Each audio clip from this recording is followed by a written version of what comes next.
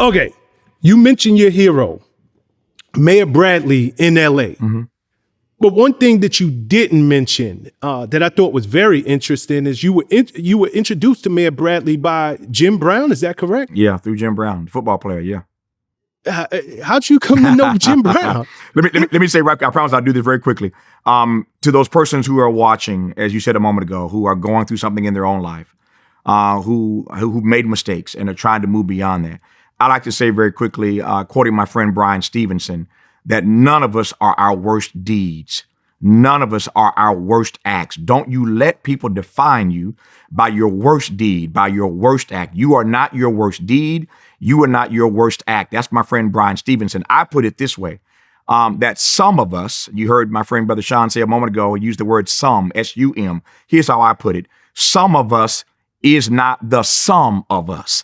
The S-O-M-E of you is not the S-U-M of you. Some of us is not the sum of us. So don't let anybody define you by the S-O-M-E. Make them define you by the S-U-M of you. The sum total of all that you've done in your life, that's how people ought to judge you and see you, not by the S-O-M-E, some of the mistakes you might have made along the way. I just want to put a final point on that because I believe that some of us is not the sum of us. And hope people will take that, receive it, download it, marinate on it, and just own it. It's yours now. I put it out there. It's all yours. To your question about Tom Bradley. So there was a young man named George Hughley. George Hughley was a good friend of Jim Brown's. And when I came to LA one time for a student conference while I was still in college, I came to LA for a student conference. I met George Hughley. George Hughley knew Jim Brown. They were best of friends. And between Jim Brown and George Hughley, George is now deceased. But George and Jim got me introduced to Tom Bradley when I was in LA for this student conference that I was on.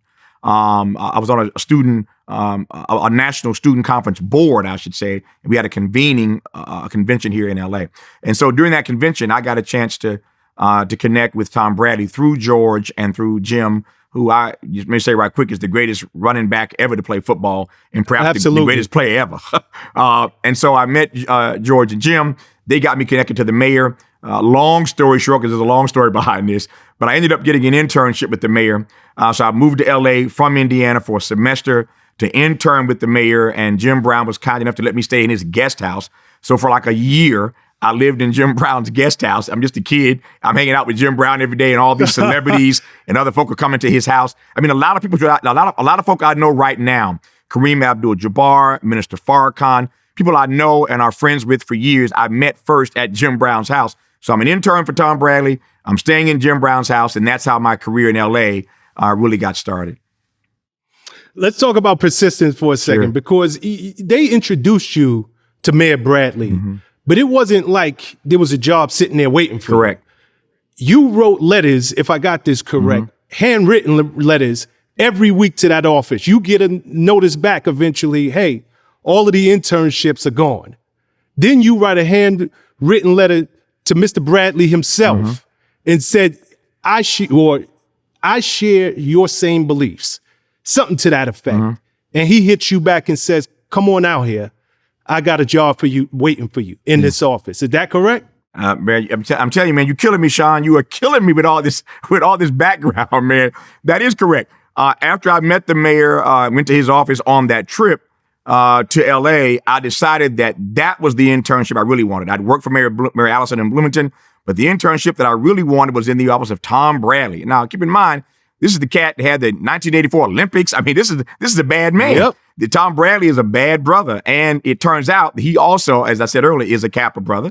And so I'm in LA. I meet him. I go back to Indiana, and I decide that this is the internship that I really want. I want to elevate from Mayor Allison in Bloomington to Tom Bradley in LA. This is about 1985, 1986. So the Olympics were in 84. The mayor killed it. He had a surplus of hundreds of millions of dollars when the Olympics were over with. Oftentimes, the Olympics will break a particular city. But this black man had a surplus of hundreds of millions of dollars after the games had left the city. And of course, the 84 Olympics, for those who were around, were great Olympics anyway, with some great African-Americans who won a lot of gold medals in those Olympics. So I wanted to intern for Tom Bradley. So get back to Indiana, back to my dorm room. And I literally start writing him, as you said, wrote letters to his office every single week. begging for an internship in LA. And this went on for months. And every time I would get a letter saying, we don't have anything available, I'd write another letter. Eventually they said, stop writing us, Negro. We ain't got no internships. Stop writing us. And you're not at UCLA. You're not at USC. You ain't even in LA. You're back in Indiana. If we have internships, we give them to local students. And I just didn't like that response. So I sat down, to your point, and I'd been writing letters. Up until that point, I'd been typing these letters out very professionally. But on this occasion, to your point, Brother Shawn, I sat down, I hand wrote a letter to Tom Bradley. I'm not making this up.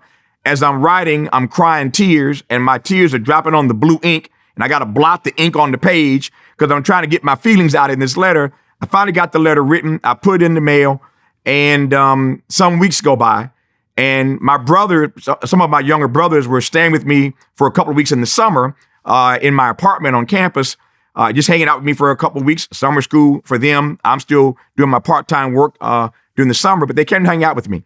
And one day I was outside and one of my younger brothers came yelling, Tavis, Tavis, Tavis, you got a phone call. You got a phone call. I get phone calls all the time. Why are you screaming and yelling? Why are you out running down the sidewalk yelling, Tavis, Tavis, Tavis? And I'm like, what's the problem? Who's on the phone? He said, Tom Bradley, the mayor of LA is on the phone. They want to talk to you. So I said, stop teasing. He said, man, I'm serious. The mayor, man, I ran faster than Carl Lewis, Edwin Moses, Usain Bolt combined.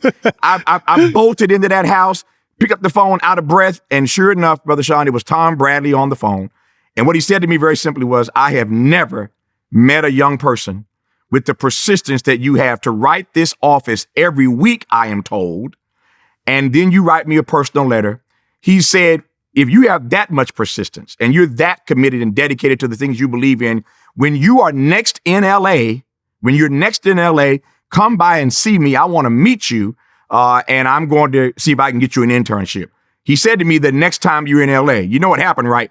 3 days later, I was in Los Angeles, and the rest, as they say, is history. I got the internship, and that's what started my career in LA. Nice, very nice. And that's a story that so many people need to hear right there. Good. That was so many gems in one story. How long did you work with Mayor Bradley? Work with him. So I did the internship, went back for a semester, went back to Indiana University to finish up my degree. And then I moved to LA at his invitation to work for him. And I worked for him for about 4.5 years before I moved on to do my own thing. But I worked for him for about 4 years. Okay, beautiful. Yeah. So you developed a really, really good friendship and working relationship with him. Yeah, and he lived, I mean, he's deceased now, but I mean, I'm jumping ahead of the story, but the mayor lived long enough to see my career really take off. He used to watch me on BET every night. He listened to me on NPR. I mean, he lived long enough to really see my career flower and flourish. And I would love every time I was back in LA, getting a chance to go to lunch with him, take him to dinner, and he and I would just sit and talk. But it came full circle. He saw my career really take off before he passed away. What a blessing. Yeah. What a blessing. And I'm sure that was a blessing for him as well. Yeah.